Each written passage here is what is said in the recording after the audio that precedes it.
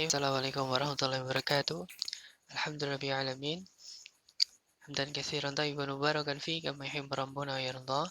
Asyhadu an la ilaha illallah wahdahu la syarika lah wa asyhadu anna Muhammadan abduhu wa rasuluh. Sallallahu alaihi wa ala alihi wa sahbihi wa tabi'in wa tabi'i tabi'in wa man tabi'ahum bi ihsanin ila yaumiddin. Hadirin sekalian rahimani wa rahimakumullah, barakallahu fikum. Alhamdulillah di kesempatan yang baik ini kita bisa bertemu kembali.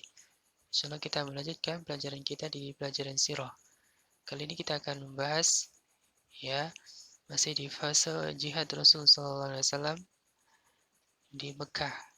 Setelah kemarin membahas tentang Fathul Mekah, setelah ini adalah kelanjutan dari peristiwa Fathul Mekah, yaitu adalah Perang Hunain. Perang Hunain. Nah, apa yang melatar belakangi, kemudian bagaimana peristiwa, dan bagaimana akhirnya dari Perang Hunain ini, insyaallah kita akan pelajari bersama. Nah, barakallahu fikum. Baik.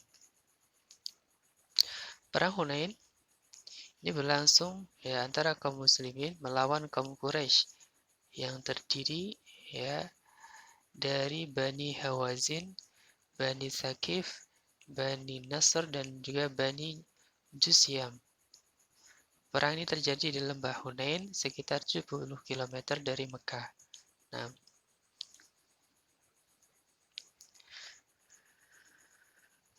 Perang Hunain merupakan balas dendam kaum Quraisy, musyrikin Quraisy karena peristiwa Fatu Mekah. Karena kaum Quraisy berhasil menaklukkan kota Mekah sehingga orang-orang dari kabilah Hawazin yang tinggal dekat dengan Taif dan kabilah Sakif tadi merasa bahwa kaum muslimin akan memerangi mereka. Maka mereka, pemuka kaum tersebut, berpandangan untuk menyerang kaum muslimin sebelum kaum muslimin menyerang mereka. Nah, pada awalnya pasukan musuh, pasukan musyrikin Quraisy ini bisa mengacau balaukan pasukan Islam sehingga banyak dari kaum muslimin yang menjadi syuhada. Namun pada akhirnya Nabi Muhammad SAW kembali menyemangati pasukannya dan memimpin langsung peperangan sehingga akhirnya pasukan muslimin dapat memenangkan pertempuran dengan bantuan yang datang dari Allah Subhanahu wa taala. Nah, kita ke persiapan perang, bahasanya keberangkatan pasukan musuh itu lebih dulu Nah, lebih dulu berangkat dengan harta benda, wanita dan anak-anak. Mereka bersumpah akan rela mati untuk melawan kaum muslimin. Nah, bertempur mati-matian. Kemudian Rasulullah SAW dengan kaum muslimin itu bergerak keluar untuk memerangi mereka, kaum musyrikin Quraisy dengan sekutunya dengan sebanyak 12.000 tentara. Ini terjadi pada 10 bulan Syawal tahun ke-8 Hijriah. Nah, ini merupakan pasukan yang terbesar pada masa kehidupan Nabi SAW Jumlahnya sangat banyak, 12.000. Maka dengan jumlah yang sangat banyak ini menyebabkan masuknya sifat sombong dan ujub pada jiwa sebagian kaum muslimin. Nah, inilah yang ditegur oleh Allah Subhanahu wa taala dalam firman-Nya di surah At-Taubah wa yauma Hunain id a'jabatkum. Pada perang Hunain ketika kalian merasa bangga dengan sebab jumlah kalian yang banyak, akhirnya apa? Akhirnya mereka kaum muslimin menderita kekalahan di awal perang. Karena tadi sifat sombong yang ada pada sebagian kaum muslimin karena jumlahnya merasa sangat banyak.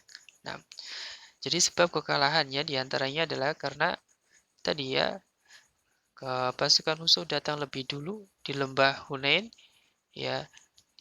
Kemudian kaum muslimin datang setelahnya.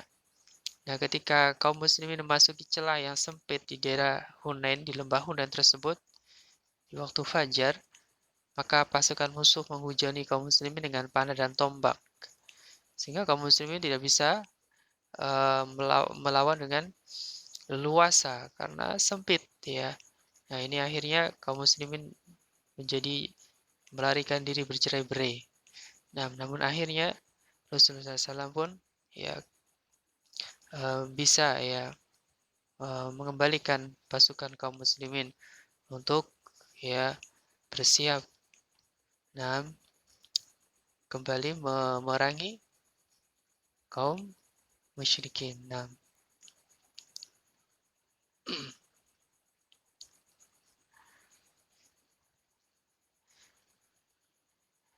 setelah kaum muslimin ya berperang dengan orang-orang musyrikin Quraisy, akhirnya dengan datang pertolongan dari Allah, ya akhirnya bisa mengalahkan sekutu dari musyrikin Quraisy, ya. Kemudian akhirnya juga nah, melakukan pengejaran ke Taif, ya. Ini mengejar Malik bin Auf sebagai pemimpin panglima pasukan dari musyrikin Quraisy, ya, dan pendukungnya yang lari ke Taif dengan mengepung ya selama kurang lebih 10 sampai 20 hari. Ya, namun akhirnya karena bentengnya terlalu kuat, ya, tidak bisa masuk. Akhirnya Nabi Muhammad SAW pun meninggalkan Taif setelah beliau mendoakan penduduk Taif akan mendapatkan hidayah. Nah,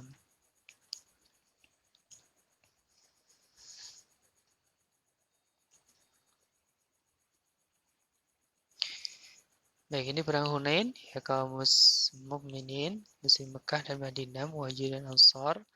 Ada 20 pemimpinnya, panglima perangnya adalah Rasulullah SAW sendiri. Ya, ada 12.000 pasukan. Kaum musyrikin, ada musyrikin Sakif, ya. Ada juga Hawazin tadi. Dan pemimpinnya adalah Malik bin Auf An-Nasri. Jumlahnya sekitar 30.000 pasukan. Nah, pasukan yang terbunuh kaum mukminin hanya 4 orang. Kemudian dari musyrikin Quraisy tidak terhitung. Nah, ghanimah itu sangat banyak dari pihak kaum muslimin, ya, karena berhasil memenangkan pertempuran. Nah, barakallahu fikum. Ini perang Hunain pada 10 Syawal pada tahun ke-8 Hijriah. Nah, ini adalah lembah Hunain, ya. Nah, ini adalah lembah Hunain. Nah, ini adalah lembah Hunain, nah, yang diapit oleh dua lembah di sini, yang sempit di sini. Nah, baik. Ada beberapa pelajaran penting dari perang Hunain ini, bahwasanya kaum muslimin ya itu ditolong oleh Allah Subhanahu wa taala karena keimanan mereka, bukan karena jumlah mereka. Bahkan karena sebagian kaum muslimin ya merasa bangga ya dengan jumlah yang banyak, ini pun ditegur oleh Allah dan menjadi sebab ya kekalahan di awal peperangan. Nah, di dalam surah At-Taubah ayat 25 yang artinya adalah sesungguhnya Allah telah menolong kamu, hai orang-orang mukminin, di medan peperangan, ya, yang banyak, dan ingatlah ya, peperangan Hunain, yaitu waktu kamu menjadi congkak karena banyaknya jumlahmu. Maka jumlah yang banyak itu tidak memberi manfaat kepadamu sedikit pun. Dan bumi yang luas itu telah terasa sempit olehmu. Kemudian kamu lari ke belakang dan bercerai-berai. Ini pelajaran ya, untuk kita tidak boleh sombong, nah, dengan keadaan kita sekarang ini. Kemudian yang kedua, keberanian dan kekokohan Nabi Muhammad SAW. Sangat berani dan kokoh ya di medan perang, tak kala orang-orang pasukannya lari ya dari serangan musuh. Nah, kemudian keutamaan kaum muhajirin dan ansor serta orang-orang yang berbaiat di bawah pohon, yaitu pada perjanjian Hudaybiyah. Nah, mereka adalah orang-orang yang nah, eh, punya keutamaan dipuji langsung oleh Allah Subhanahu wa taala dalam Al-Qur'an. Kemudian semangat Nabi Muhammad SAW untuk memasukkan orang-orang kafir ke dalam Islam. Contohnya tadi yang mendoakan agar orang-orang Taif mendapatkan hidayah. Nah, dan pelajaran-pelajaran yang lainnya dari peristiwa Perang Hunain ini. Nah, barakallahu fikum. Ini diantara peristiwa yang terjadi ya pada Perang Hunain ya. Perang setelah peristiwa Fathu Mekah. Dan setelah ini Perang Hunain nanti ada beberapa perang lagi. Nah, baik, insyaallah untuk pertemuan kali ini sampai di sini dulu. Nah, untuk lebih jelasnya untuk bisa baca ya buku-buku tentang Perang Hunain ini. Nah, karena ceritanya sangat menarik. Tapi barakallahu fikum sebagai pelajaran untuk kita generasi muda saat ini. Nah, sampai di situ dulu. Wallahu ta'ala alam. Subhanakallahumma bihamdika asyhadu an la ilaha illa anta astaghfiruka wa atubu ilaik. Assalamualaikum warahmatullahi wabarakatuh.